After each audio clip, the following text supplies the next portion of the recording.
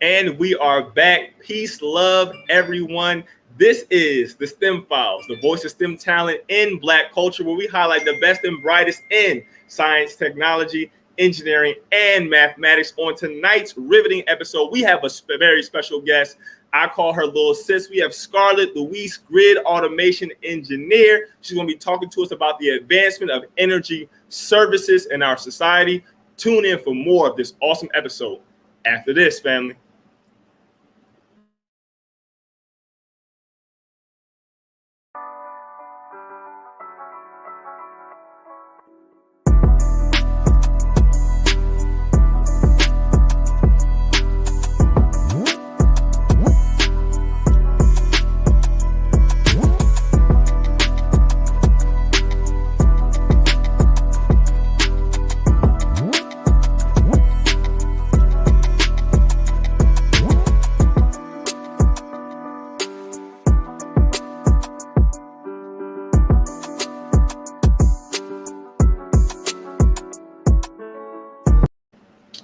Man, I love that intro every time we play it, I must say.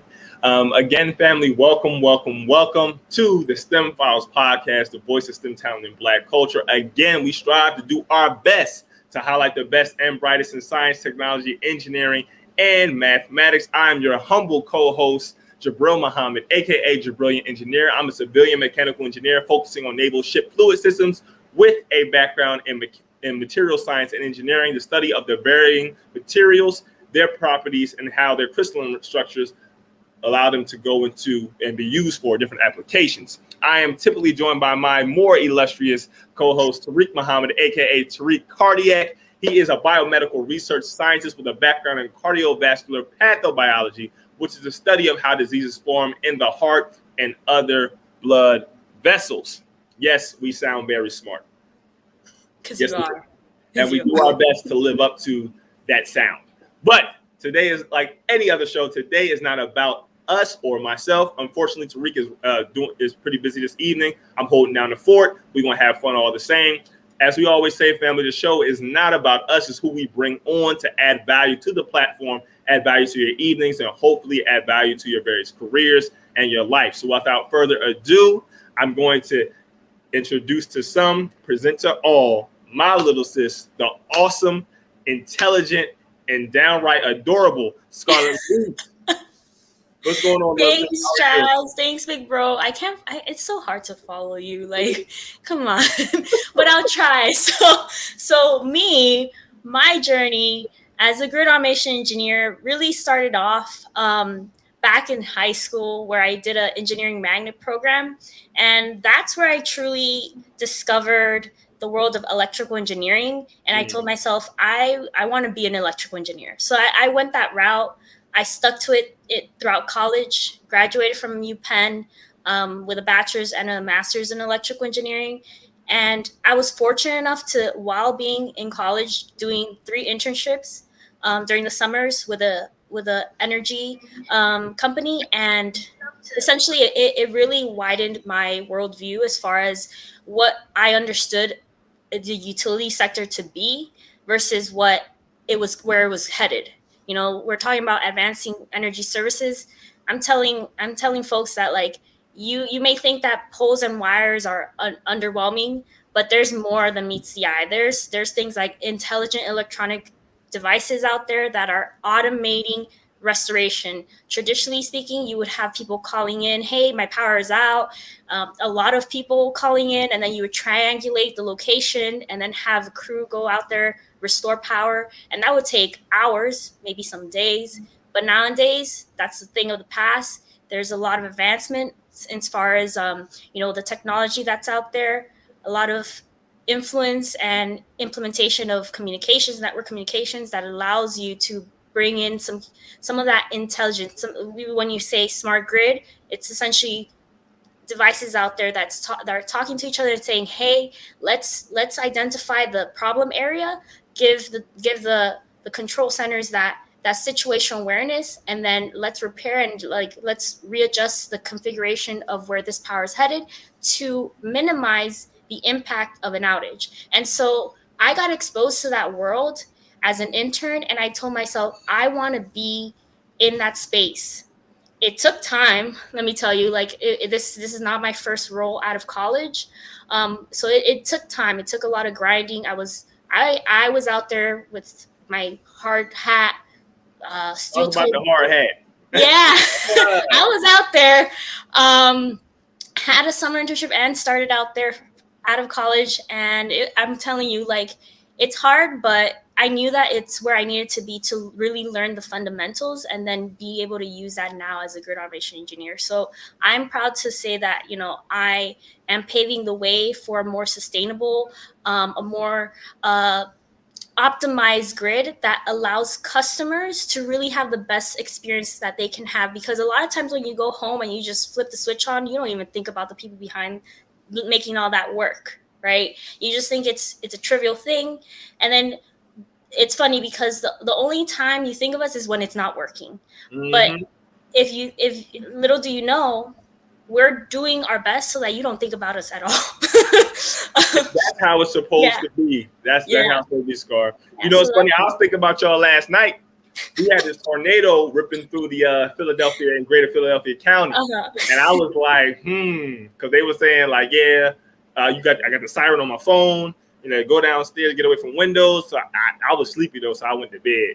But but no, in all honesty, I'm like, well, how close to us is this going to get? Is my power Right. going to go out? Right. Am I prepared? That's a whole nother conversation. But the Yeah. need and the importance of the work that people who monitor and keep and manage the upkeep of our grid, our power structure is in power infrastructure is so important, because without it, you'd have some people who would act as if they're back in the Stone Ages or what have you, or medieval times or what have you. So You're not that's lying. very important. So what I'm hearing as I get into one of my first questions is what these smart devices are doing, or when you're talking about automating your grid management, if you will, is they're kind of moving the human element from the actual um, excess of field activity to more of the behind the scenes monitoring. So whereas though I can pinpoint an issue and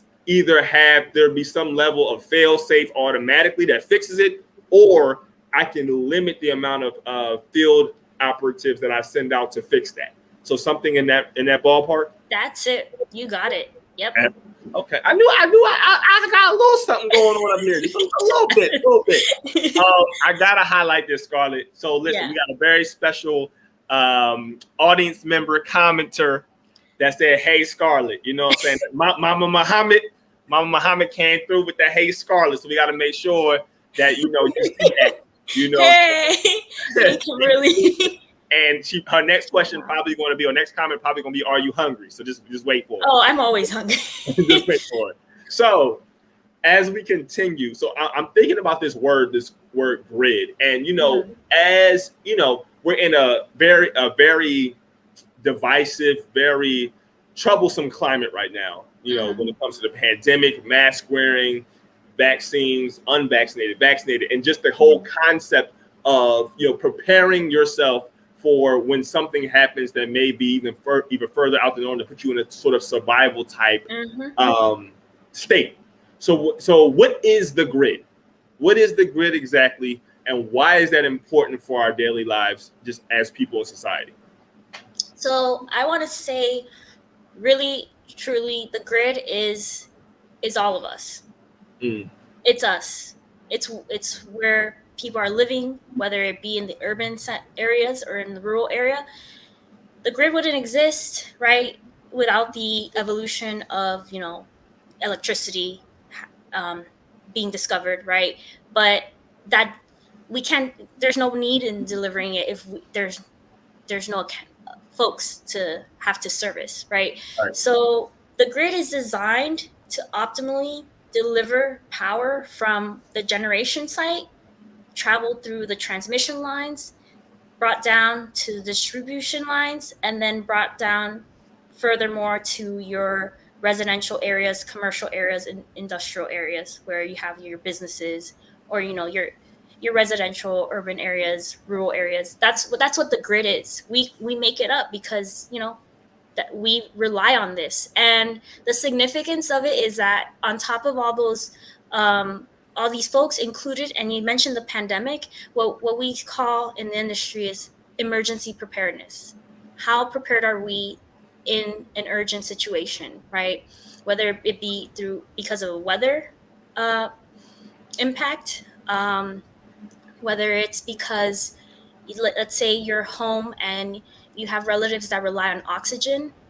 How do you Mm, how do you prepare for that? that's a great point. No. So that's more relevant now, and obviously in many cases, but with the pandemic, hospitals, critical sites that need this. So a lot of folks, weren't unfortunately weren't working during that time, but it's good with, in the sense of like for safety reasons, right? The social distancing and everything, but the utility still had to keep running to make sure that these folks had, oxygen, had the ability to be treated, because that's what you think. That's at least like that's what I learned through my experiences, that I love the mission. I love that we're providing something so essential. It allows you to preserve food. It's just there's a lot that goes into it, and I really feel like I have a direct impact to my community, and that's what I think the grid is, and that's what Mm, I see the grid being. mm. You know, I want to unpack your last comment very quickly. Right. You talked about having a real impact on your community. When me and Tariq kind of mull over that concept in our minds, and we think about, the parent company for the STEM Files, which is Original Man Scientific LLC, that is Mhm. always our concern when it comes to delivering science and technology or research and development products to your community. At the end of the day, as engineers, as scientists, as technologists, as mathematicians, our duty is really to society. We don't Yes. exist, or we're if we're not positively impacting the world around us, a lot of times in a very visible and tangible way, we're Mhm. not doing our job. So that's always important, to have a very service and very societal and community focus as someone who's an engineer. And just want to throw this out here. So we have Tariq, our co-host, is tapped in, watching now, watching me rock out. And Tariq, I know you're watching, so I'm gonna throw this out there. We have the best letter in STEM as a guest today. Just throwing it out there. We've had a few life science, S's on the show. We got a nice double E. We got a double E tonight. Say mechanical, mechanical materials and electrical. Come on now, best letter in STEM on tonight. Just had to throw it out there. We always go back and forth about that. Oh, well, the biological sciences is better than the engineering sciences. Who said that? Who ever said that? That's a lie. Anyway, back to the point. So, as you were talking, one of the things I wanted to ask you about is in terms of how the grid is operated, or how power is kind of distributed when you think about things going, like, I guess, state to state or even county to county. Working in Florida, have there been any things about just power distribution from a level of, or a vantage point of efficiency, that you've noticed in comparison to maybe any other areas? Have you kind of seen any, have you been privy to, working with and getting information of how things shift state to state at all? And if so, what are maybe some differences that you've noticed? So a lot of this, it may not be intuitive, but when I share it, it's gonna be like, oh yeah, that's intuitive. So just think of a residential area. Mm-hmm. You can either have overhead or underground power being Right. serviced to you, right? Then you can have an urban city area. You don't see any poles and wires often, right? So a lot of that is underground, right? So like I know it's weird, because when I started out as an intern, and I when I did the internship in distribution, because there's different sectors. You got transmission, then you got distribution. There's different like swim lanes, and I started learning about all the equipment on the poles and all that stuff. I found myself in when going back to Philly, I saw myself like looking at the power lines and the poles, and I'm just like, I could tell the difference in like the material. You could tell the difference in the material, like how there are certain areas where you can see like the workmanship, because you can see like wires that are like hanging really low, and maybe that's voltage sag, but maybe that's just like they had too large of a span, and that goes back to the design. How much Mhm. span does someone design that job for, right? And then like if it's so long, they like the crews, they wrap it around and around, and then they like hang it out, and you can tell like, so if it's done right, you'll see that it has a good fit, right? So those are little details. But if you think about the environment, like what's surrounding you, that's going to dictate the design of how the grid is laid out. So hopefully that answers your question. So basically, what you're saying is the literal physical landscape is a very telling sign as to how your grid in any city, county, or state is laid out from one place to the next. So whether you have it a lot of power lines and a lot of what we normally may see in some residential areas, especially up top, as my wife likes to say, up in some northern cities, Hmm. versus if you go to other places, there's a lot of underground running wires and things like that. So that's very interesting. And you know one of the things that I think, like you said, is really both misunderstood and taken for granted is what life would be like without the efficient transmission and distribution of power. So, one of the things I want to get kind of right into the crux of our conversation today, we talk about the advancement of energy services. Hmm. When you think about the cutting edge, you think about innovation. Where do you see, if it's the next 5, it's the next 10, or 10 plus years, Hmm. power, energy automation, and kind of how we utilize the grid, kind of Hmm. moving in terms of these next several years to a decade plus? So brace yourself, because there's a lot. There's a Okay, lot going I'm on. locked in. I'm strapped in. So it's the grid is like the best infrastructure for advancing networks, communications, and having a smarter, more reliable grid. Because in order for these intelligent devices to operate, you need a fast communication system, and you need to make sure that these things are working, because otherwise what's the point? In order to get there, a whole bunch of things come to mind, and for those of you who are into communications network protocols, all this stuff, 5G is definitely a disruptor. And there's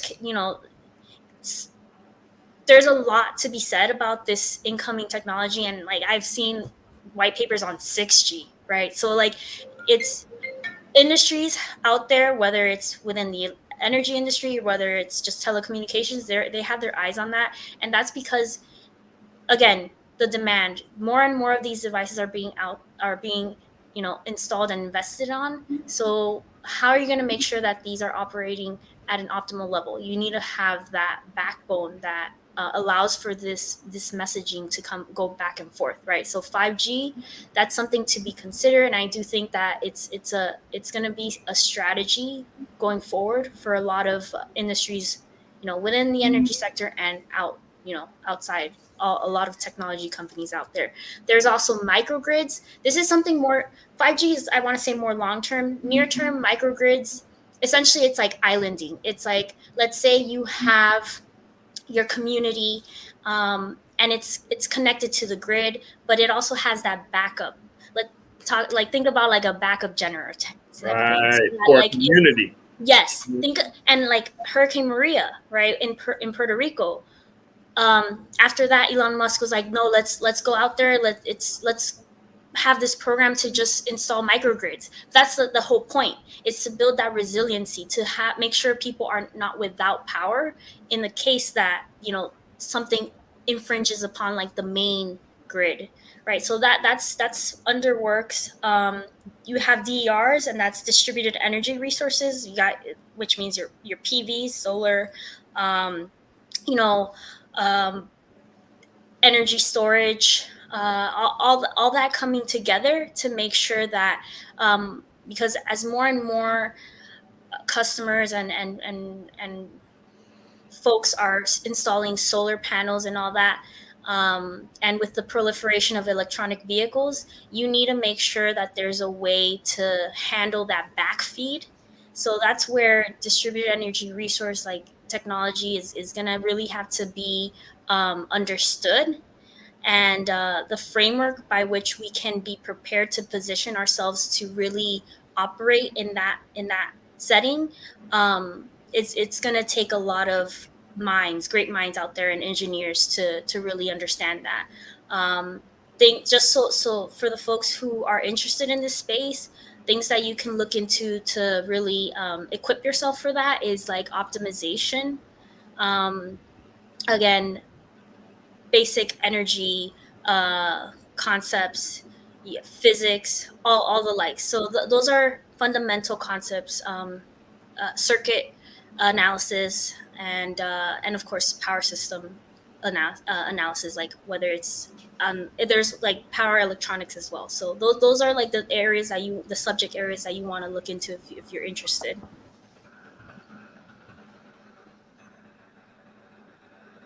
So circuit analysis and power system analysis. See, I know my big bro's listening.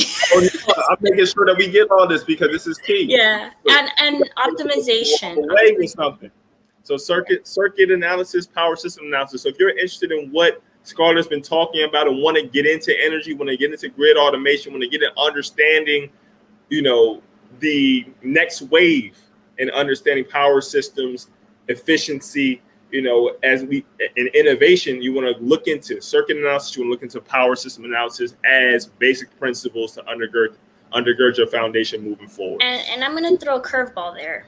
Okay. There's also a need for knowledge in machine learning and artificial intelligence. Machine learning and AI. And it's funny, that when you talk about 5G, talk about machine learning, AI, those are some like three of like the top five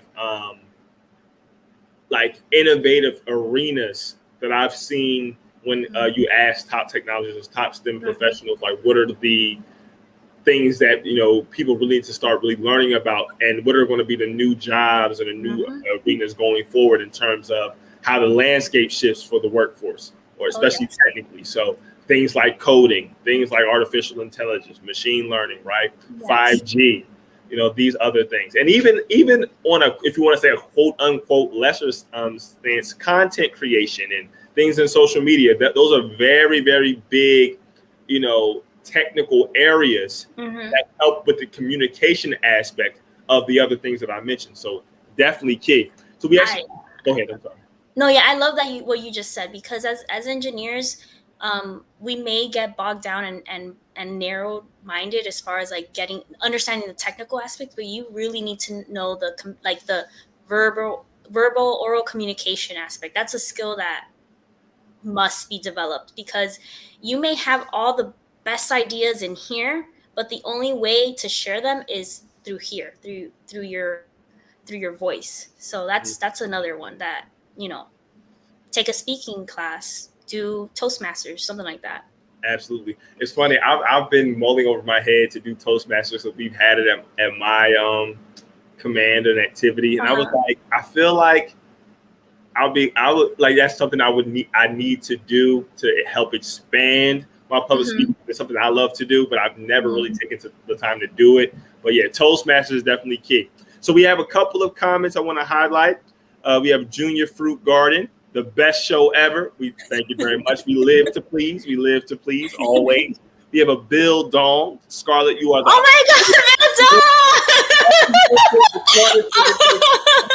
Go Scarlett. Big praise. Oh my big God. Phil. Mr. Dong, we appreciate your comment. Oh my God, Phil. And from our very own The STEM Files, this is Tariq again. He said, what happens during a blackout? So a very specific question. So it's kind of general, and Tariq, if you have time to add, I'm assuming you may mean either what actually happens to the grid during a blackout in a particular area, or what is the response to a blackout. So I'll kind of ask that in a two-part question, Scarlett. So firstly, when you talk about in a particular area and there's a blackout, what does that look like from, I guess that you want to call it a grid level viewpoint or a circuit level viewpoint. Okay, in Mount Airy, you have this many square foot of blocks that have no power.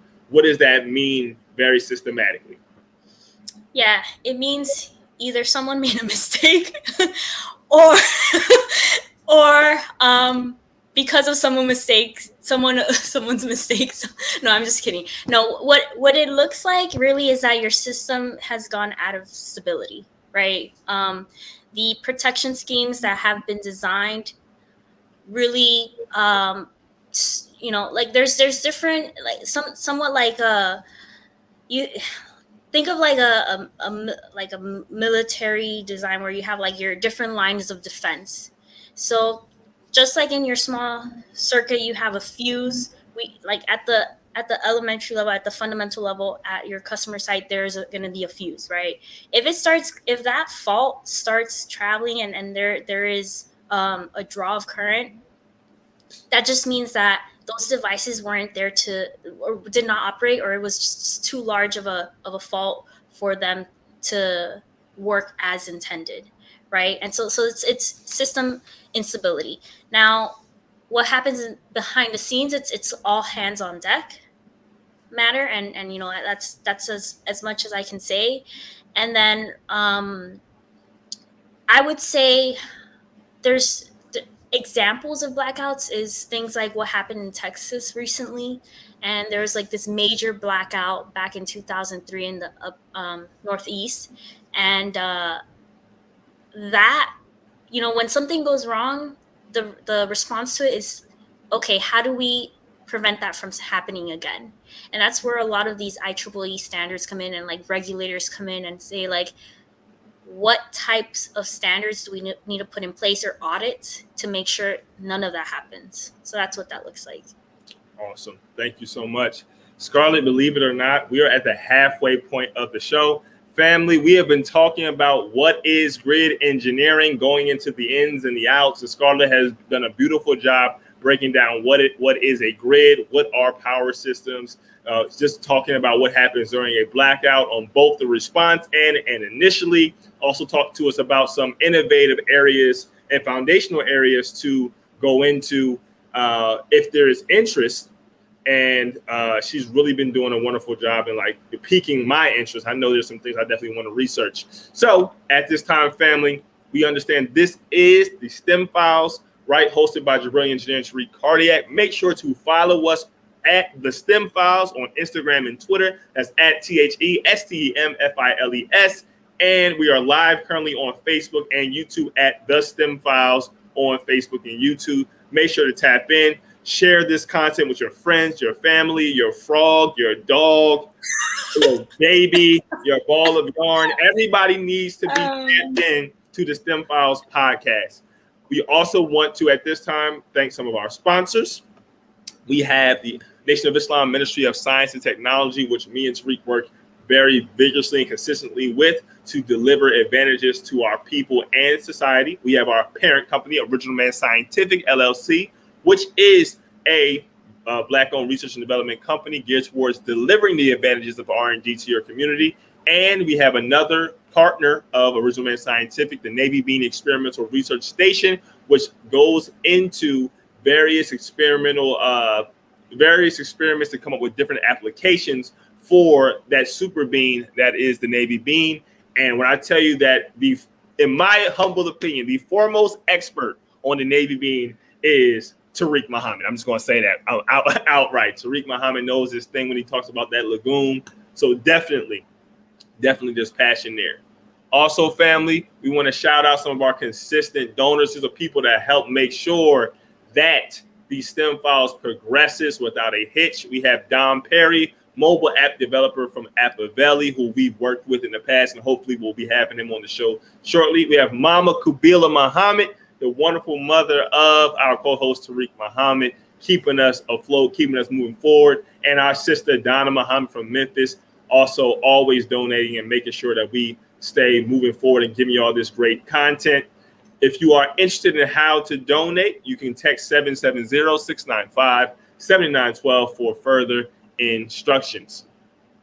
So with that, let's go a little bit more into your past, right? So you talked about um, you're this young budding professional. You know, you're so confident and you're so knowledgeable and intelligent. Like, so talk to us about, you know, a bit of that high school to college and then collegiate experience. Because one of the things we like to do as well is for our younger audience members who are interested in pursuing a STEM career, starting from that, you know, primary and secondary school level. You know, what was that experience like for you? What are some classes and extracurriculars that you would advise to focus on? And what would be some additional advice you have as they matriculate through school and figure out what it is that they want to do technically? Wow, that's a really, really good question. And if there's anything that I would love to do is inspire, not nothing against the fellas out there, but I really, really want to inspire the ladies out there who are pursuing STEM. I mean, that's my experience, you know, Hey, being talk. This is your platform. Go ahead. being a minority times like 100, because I'm I'm Asian Hispanic, a female in a male dominated, you know, field. So it's there have been a lot of challenges, right? And I want to say, like, they're not external. Yeah, they may be external, but it's only as much as you let it be internal, right? So things like I'll start off with progression of confidence. Definitely has increased, right? And it's not only thanks to like formal education, but it's like, not because you're my big bro, but it's people, right? People who see your potential when you don't see it yourself, Mm. and then help you realize that potential, making you understand what your reality is if you just, you know, cut the crap and not have imposter syndrome and not let things get to you, because a lot of things is just self-inflicted. So I want to say, like, yeah, it's mindset, mental toughness. My mom has been the biggest inspiration. Mama Luis. Yes. Yes. She if I'm doubting, she's like, "Do you believe in God?"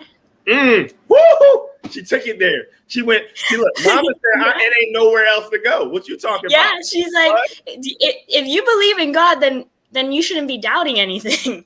Absolutely. Come on, Mama. So That's right. yeah, I mean, I there are there are so many classes you can take. There's not one single class that will teach you full out faith, confidence, hope, um, and just wisdom. Wisdom is something that, sure, you can talk about it. I don't know. Like, I guess, like, passively develop it while you're taking courses that make you think critically, but really wisdom comes from experience. Wisdom comes from getting back up when you fall down, and it comes from just talking to others and understanding what they've gone through and how you can learn from it. So we talked about risk mitigation with blackouts. You know, every person is a story, right? um, and you should never stop learning after you're done with any curriculum that you're on. You should never stop learning. And some of the best ways I've learned is through talking to people, whether it be to my coworkers, my peers from college, or folks that you wouldn't even think about, that you can learn a lot from, like folks that um, maybe did not have the luxury of attending a higher education institution, but they're so good at their craft. I'm thinking about, like, people who are, like, you know, technical specialists. Right. They know it like from the back of their hands, and those are the people that you're gonna have to rely on, especially as an engineer, a staff person, um, because the fundamentals is a technology, right? So talk to them, learn from them, and that's gonna really empower you, because really, once you've mastered your craft, and once you realize, hey, I can do it, because I trust in myself, and I have faith, and I'm not doubting. That's the best education you can give yourself. Mm. So now we're having a conversation with there's traditional schooling or academia, and then Mm-hmm. there's the overall concept of education and it being able to come from a number of different places. I bear witness, and it's funny because you mentioned relying on technical experts. So you work on distributed systems for a living. I Mm-hmm. work on a very localized system for a living. Mm-hmm. And it's Mm-hmm. very interesting because I do a lot of technical inspection, engineering oversight, and I work a lot of times when I'm traveling, and we've talked about when I've Yeah, been on yeah, yeah. travel, I'm I'm not the smartest person in the room in terms of on my system, and I'm working with people who like can close their eyes and like, yeah, turn, yep, turn this valve and this reroutes this to this part, come back and it siphons off here, and there's the exhaust here, and it pumps through to the inductor, blah blah blah, and I'm like, yep, and I'm following, I'm there with it, but my less than five years of experience really going into the system, and you having decades plus working the same system, it's so key. And these are people who may or may not have college degrees, but Mhm. are highly trained and much higher paid technical experts. That's When true. it comes to Yeah. that their know-how and their experience with the system. So having my father always talks about the importance of having high character, and why Mm. that's important is you treat people as you want to be treated. And that Mhm. doesn't, and I heard someone say, oh, no, you treat people how they want to be treated. Yes, everyone doesn't want to be treated exactly how you want to be treated, but everyone wants to be treated with respect. Oh, Right? yes. So, even though that color of respect or the nuance in respect may change person to person, you still treat people in the manner or with the thought process that I want to be treated with respect. So, regardless of where someone comes from, how many letters they have after their name, or what Yeah. have you, that person can still be your better in some way, shape, or form. So we always have to remember that. And I love that you really highlighted that, and being a lifelong learner, lifelong student, Mhm. and really kind of trying to take hold of those experiences. So another fun question. So going back to college, right? Talk what? Talk in addition to just regular coursework. And I know we talked a lot. Me being MSE, you being EE, and like working on like seeing each other work on different problem sets. Talk about some of your outlets, extracurriculars, that you use to help balance yourself out. Because with any professional, one again, another lesson my father always told me. He said, Mhm. "Never stop doing the things that make you happy. Yes. Never stop doing those things that really make you you." So talk Mhm. about some of those things that added value to your collegiate experience and how that made you an even better engineer. You're priming this I conversation. am. You're I'm not driving it unapologetic. I'm I mean, Jabril probably. I mean, like he's just setting me up to like answer the way he wants me to answer. So yes. so like Jabril um knows this well. One of my biggest outlets was Hype Dance Crew, Yes. where that's where he adopted me as his little Yes. sister. So like Absolutely. it was that really defined my college experience. And I tell everyone that like I kind of feel like I'm like a strange engineer, in that like I'm really into the arts, and like I tend to like lean towards like like the right brain left brain. I'm like kind of like a more right brain person. I'm like creative. um so dance really helped me not only stay fit, but make sure I had all like the right chemicals in my brains to not be stressed out or depressed. um and that's going to be super super important. Not like especially as you grow older, your body changes, your mobility changes. So in college, that really kept me in shape, And I'm going to be honest, like after college, I kind of stopped dancing, and that was to my detriment because it it's just something that like brought so much color to my life. And I myself deprived myself of it because I let other priorities um like come in like over what I really like to do, just for myself. Um and I think another thing that like hype itself as the dance team, it gave me a huge community to rely on. I'm really close with my family, and I'm the only one who ever has gone out of state for college. And I mean, like, there wasn't really anyone I knew from my high school or anything that went to Penn. So I'm also gonna shout out Posse. Posse is like Hey, yeah. So those two spaces really helped me. I don't know, just finish school. Like it incentivized me to like stay there because these are my friends. These are the people that really ignite my passions and energize me and make me want to stay here. So, because Penn is not a walk in the park, at least like, for me it wasn't. but like a but walk in the storm. I'm glad I went through it because I met you, I met Bill Dong, who I don't know Hey, if he's Bill still Dong. there. I met Sagarika. Shout out to Sagarika if she's Margarita. there. And man, and like all these people, like we would be here forever if we start naming everyone. But yeah, that college was definitely defined by hype, Posse, and all my friends from engineering too. Absolutely. And I love that you mentioned that because like we could talk about what you do as a professional all day, but you have a story. You're more than your job. You're more than who you work with every day, and even what you do technically, for your community and greater community, right? You're the experiences that made you up as you matriculated, from infancy all the way to now. And you're going to continue being that person as you accrue further experiences down the line. So you mentioned hype being a community. So back to our technical questions. My bro Shahid, the scientist, has a question for you. So he said, my community electrical grid is underground. We had a rare short outage during a storm the other day. What do you think caused it? Now, that may be a bit general, but just based on that information, especially with it being underground, do you have any thought process on why or how that may have occurred?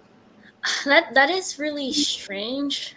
Um, but the only thing I can think of is like the failure in the equipment, right? So there, water intrusion is a thing, and given that it was a storm, there's flooding and there's leakage in that there can be, it can be very much that. Mm, So oftentimes it's some sort of external factors, and so it shouldn't be something that like just is innate within the the way the cable is, but it was just something out external that um, compromised the system. That's my hypothesis. if I may add, as you mentioned, water intrusion. Not all soil is created equal. No, and that's something I just thought about And too. you Because at a certain point, the elasticity of the ground gives out. So it's like with any sponge, right? You can only contain but so much water. So Mhm. maybe it could have been a situation if even if you have underground, an underground electrical grid, at a certain point, maybe so much water filled up that you get Mhm. to a point of diminishing returns where now it's just coming through, and there could have been some failure of equipment underground. Right. Again, not a definite, but it is something that, from a material perspective, Yeah, but there you go. I was about to, you read my mind. you have Yeah. clay soil, you have other types of soil, and like that elasticity changes, especially in different environments with excess water. So not exactly sure, Shahid, but I hope that kind of helped frame maybe some of what could have happened when you think about that power outage. And thank you for your question. All right, so as we are getting into the last 15 minutes of the show, I know everyone watching, this is your favorite show on the internet. And you hate when we have to get to the end, but all good things have to come to an end. So at this time, I want to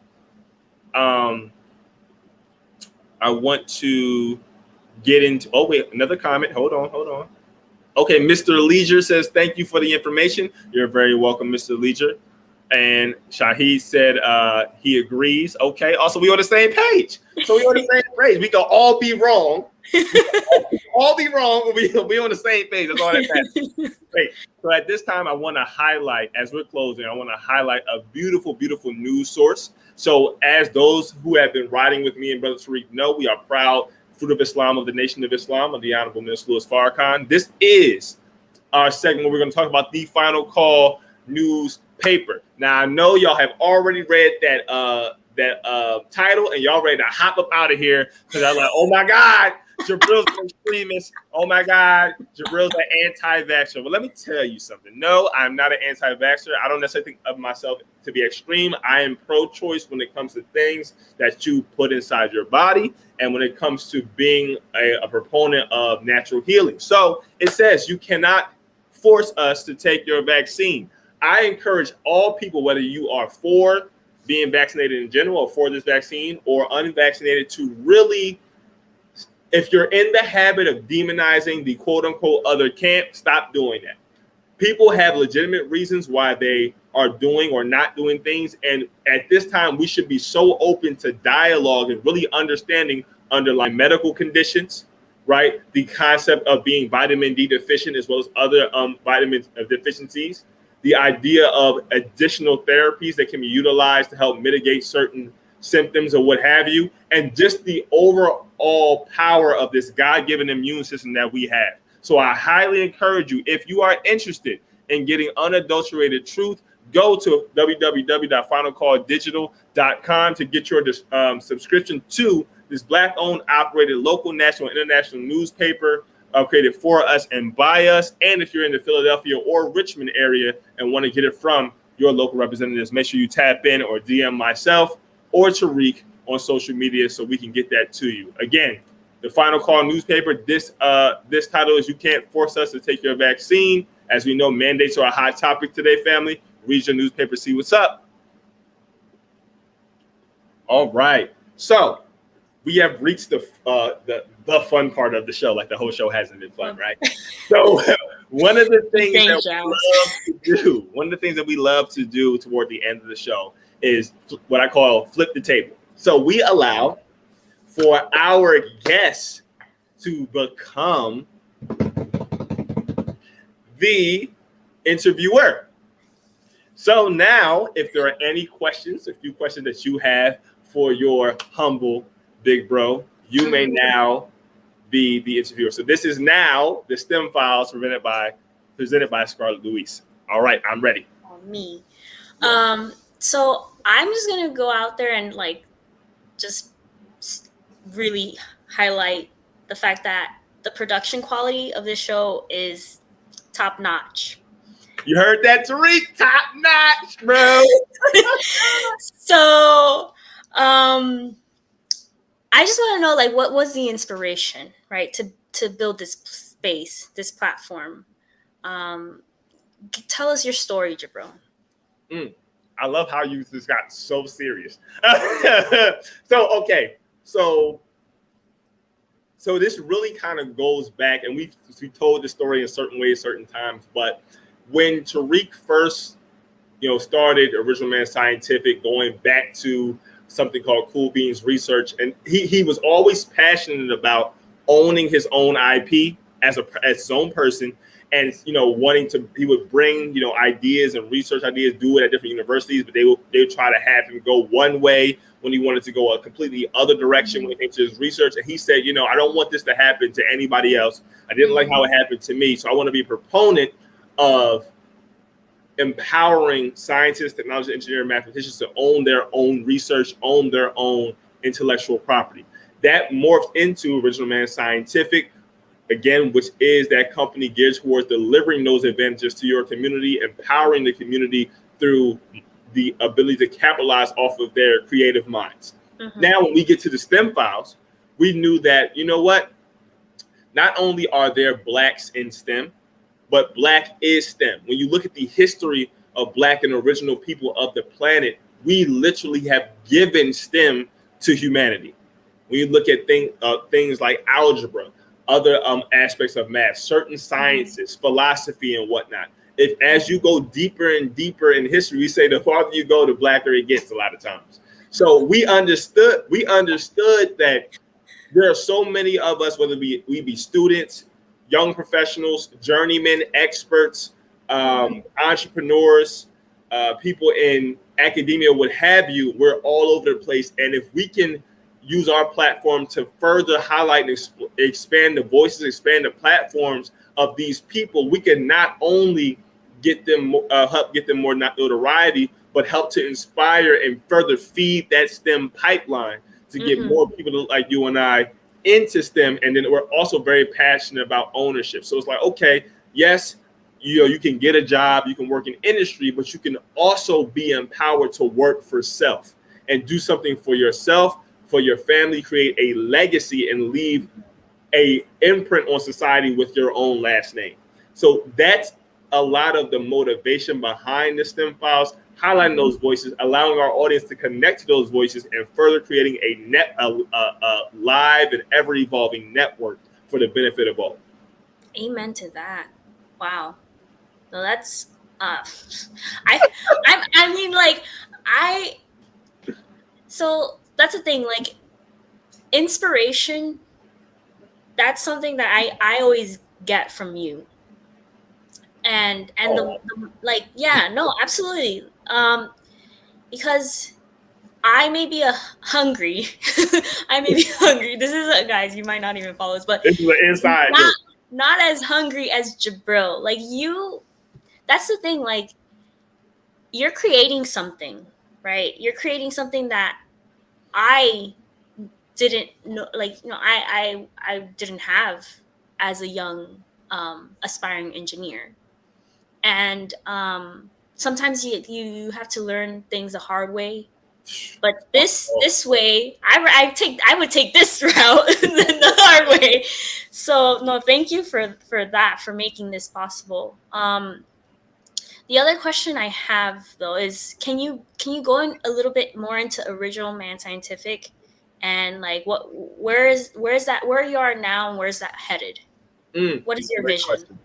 So where we are now with Original Man Scientific, we are focusing in varying different areas of development. So what we have is a incubator called InventX Studios, where we literally assist people with their ideas from idea to invention. We literally did a free webinar, partner with Dr. Nehemiah on STEM Media. Was called literally Idea to Invention. So we walked our attendees through the concept of ideation, what an idea is, what does it mean to brainstorm and come up with an idea, protect that idea, move it through prototyping, manufacturing, and get it to an actual thing that can come on a shelf if it is something physical. So that's literally the crux of what Original Man Scientific is designed to do, which if you have an idea, if you want to invent, if you like, you know what, I've been having this issue with my socks. I feel like there's a better way to put my socks on. Or I feel like I've been mopping and I just feel like I've come up with a more efficient and a more sanitary way to mop my home. You know what, I'm gonna go to Original Man Scientific and have them help me with this idea, help it come to fruition. So we'll bring you in, right? You do a little questionnaire. We have a sit down with us so we can really understand and unpack your whole idea. Then we decide whether we're going to accept it or not, and then we move through with a very detailed outline of how we're going to get it done.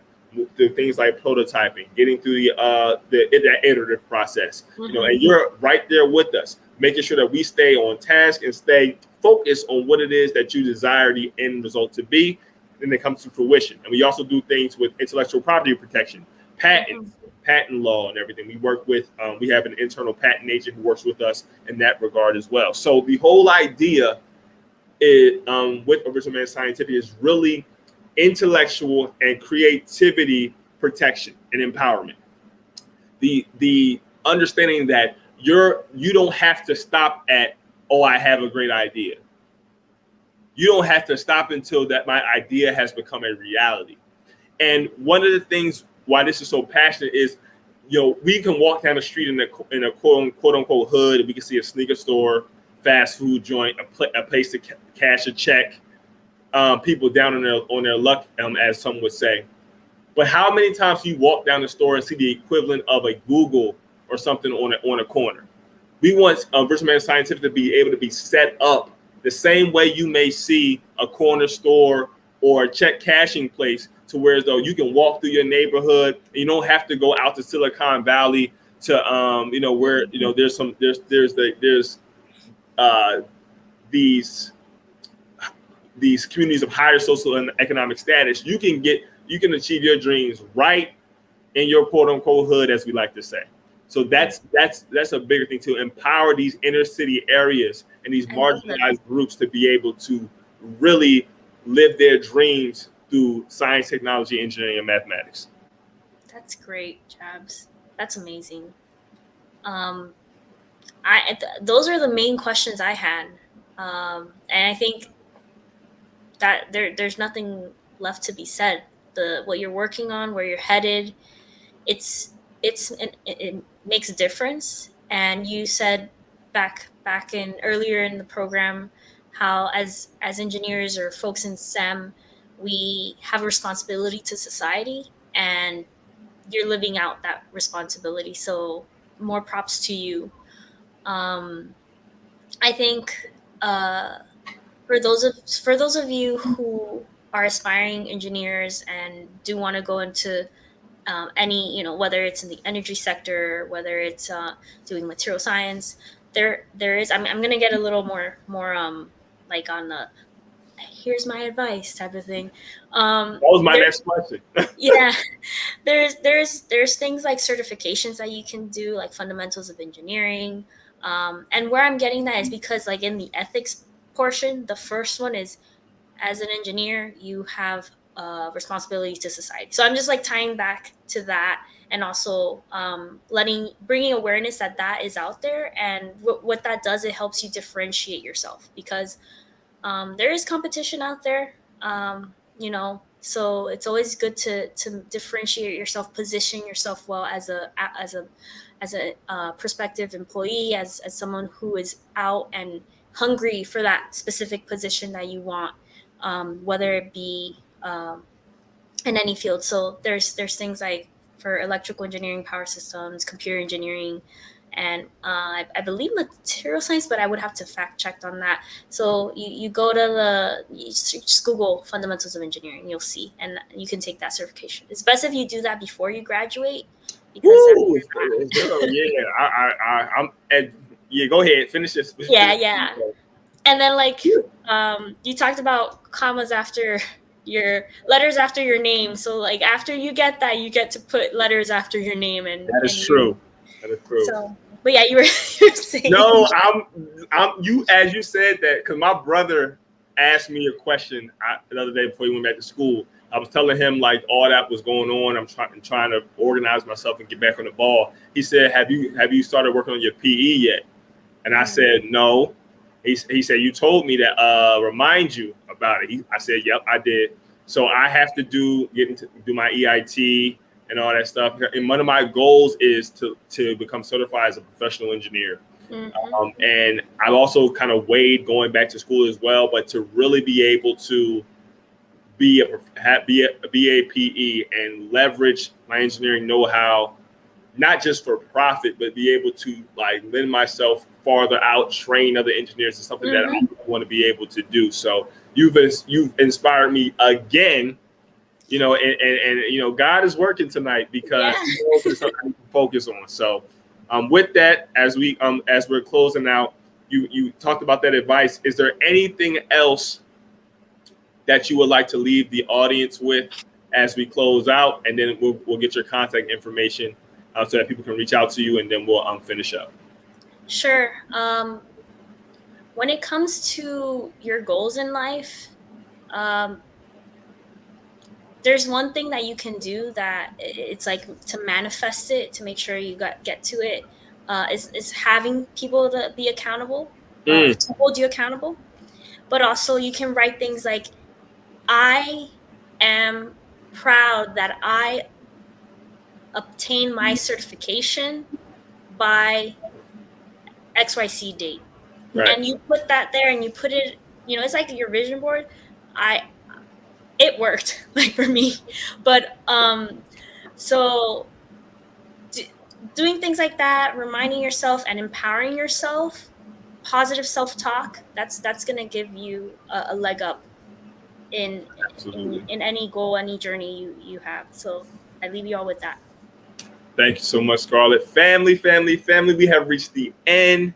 Unfortunately, this has been another installment of the STEM Files, so Voice of STEM Talent in Black Culture, where we highlight the best and brightest in science, technology, engineering, and mathematics. I am your humble co-host, Jabril Muhammad, aka Jabrillion Engineer, typically joined by Tariq Muhammad, aka Tariq Cardiac. We have had Scarlett Luis, Grid Automation Engineer family. Until next time, make sure to stay tapped in. Follow us across our social media. Love you, respect you all. Keep shooting for the stars. Until next time, family. Peace.